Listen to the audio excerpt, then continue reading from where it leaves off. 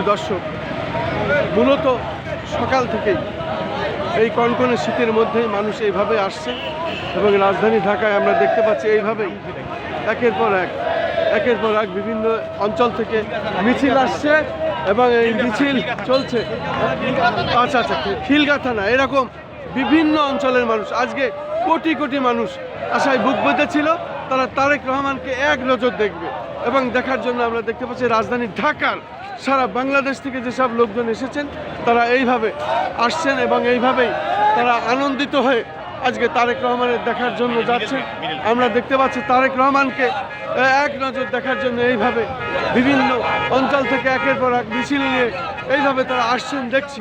আমরা দেখতে পাচ্ছি বিশাল বিশাল মিছিল নিয়ে মানুষ এইভাবে আসছেন। আজকে প্রায় 18টি বছর পরে তারেক রহমানের প্রত্যাবর্তন।